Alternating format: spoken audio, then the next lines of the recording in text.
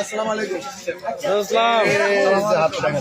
আমি তো ওয়াবি ওয়াবি দেখি ভোট দেওয়া যাবে ভাই। দেখেন, আপনারা আপনাদের আদর্শের কথা মাঠে বলেন, ইসলামের আলোকে আমরা আমাদের আদর্শের কথা বলি।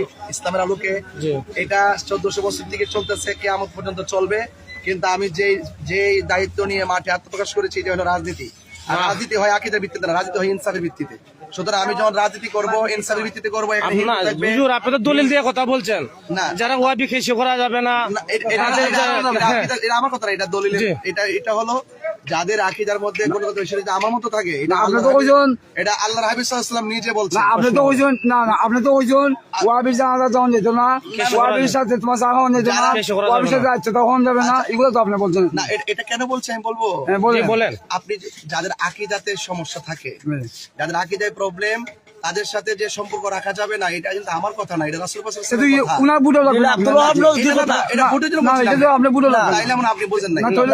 বুটে বেলা লাগবে কিনা হুজুর? একটা আকীদা আর একটা হলো আপনি মনে করেন রাজনীতি যখন করবেন, রাজনীতিবিদ হবে ইনসাফের ভিত্তিতে। এখানে হিন্দু থাকবে, খ্রিস্টান থাকবে, এবং আমার মতো দর্শনের পক্ষে থাকবে, বিপক্ষে থাকবে।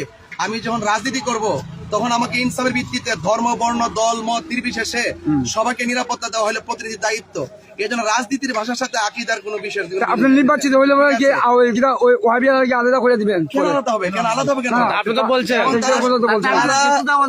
না না না, অবশ্যই না, এটা আপনাদের ভুল ধারণা। না, যেহেতু আপনি বলছেন মানে এগুলা করা যাবে না ওয়াবিদের সাথে, মানে আমাদের না, এটা তো আমি এক সেকেন্ডের হোক, উনি বলছেন উনার কথাটাই সত্য, উনি আলিম মানুষ, মিথ্যা বলছেন না। আচ্ছা, আপনি কি?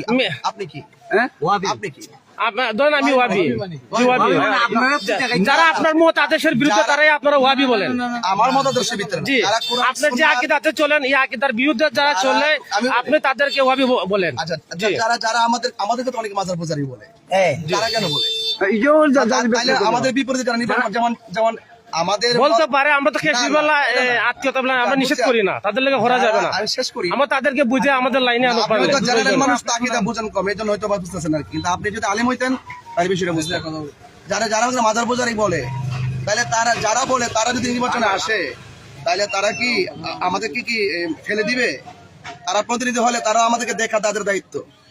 এখানে আকীদা এবং রাজনীতির বিষয়, ইনসাফের ভিত্তিতে রাজনীতি করতে হবে। রাজনীতি আর এটার সাথে অ্যাড করতে পারবেন না। আপনি সুদ খাওয়া কি হারাম না? হারাম।